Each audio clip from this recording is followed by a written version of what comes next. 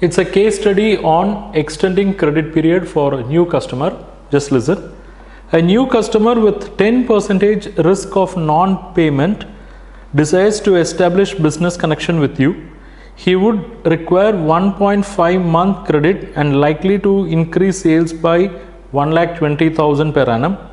Cost of sales is 85% of sales. Tax rate is 30%. Should you accept offer if required rate of return is 40% after tax? Okay, so whatever in the question is captured here. He's a new customer. He is asking for 1.5 months of credit, but there is a risk of bad debts also. It is possible that there is a 10% risk of default is there. But if sales is, if credit is given, sales will increase by 1,20,000 per annum. And the cost of the sales is 85%. It means there is a gross margin of 15%. Tax rate is 30%. And the required rate of return is 40%. This required rate of return on what? The return is always in terms of investment. Okay. So what is the amount you are going to invest by making sales to this customer? What is the amount you are going to invest by giving this 1.5 months credit period to this customer?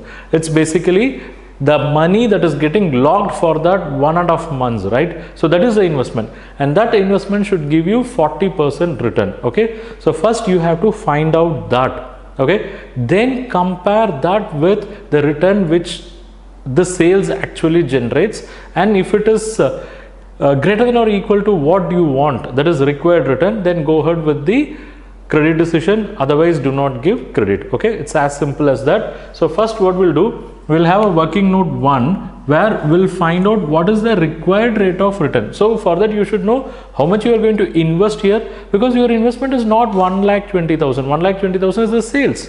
Okay, and your investment is not that 85% cost of sales, because that's per annum.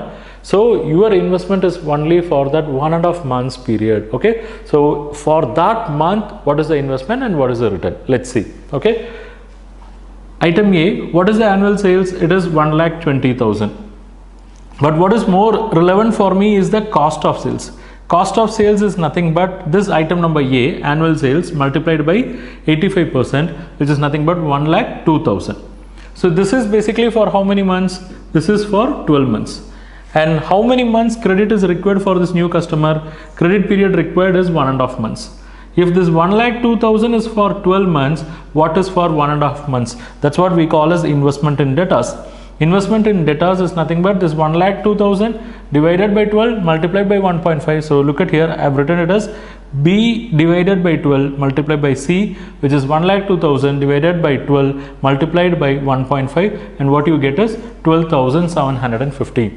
This 12,750 is the investment made on debtors. Okay, so it is this investment which should fetch 40%, right? Because the required rate of return is 40%. Okay, so let's calculate item E. Required return on investment in debtors is nothing but item number D, which is 12,750 multiplied by 40%, which is 5,100. Okay, so if 5,100 is available as profit by making this credit period, then the company can go ahead, otherwise no. Okay, so this is what required return is 5,100. Now let's see what is going to be the possible return. It's simple. We'll have this working note 2. We'll start with sales. What is the expected sales? By giving 1.5 months credit period, the expected sales is 1,20,000, right? So from that 1,20,000, deduct the cost of sales, which is nothing but 85%. So 1,20,000 minus 1,08,000, it is 18,000. Now this is gross margin, because at the time of reading the question itself, I said that this is gross margin. Reason being, there is a 10% risk of default by giving credit to this customer. Okay, so there is a possibility that 10% default is there. So from this 18,000, you have to deduct that 10%. You have to make a provision for the 10% bad debts, and this 10% bad debts provision will be made on the sales. Sales is 1,20,000. 1,20,000 multiplied by 10%, 12,000. So gross margin of 18,000 minus 12,000, you get profit before tax of 6,000. On this profit before tax of 6,000, apply your tax. What is your tax rate? 30%. Okay, so less tax at 30%. So 6,000 into 30%, it is 1,800. 6,000 minus 1,800, what you have is 4,200. This is the profit, this is the return available by making investment on this particular customer. Okay, so now we'll do the evaluation, because we know what is the required return. Required return was 5,100. What is the possible return? It is 4,200. So let's do the evaluation. Working note number 3, required return is 5,100, possible return is only 4,200. So there is a loss. There is a loss of how much?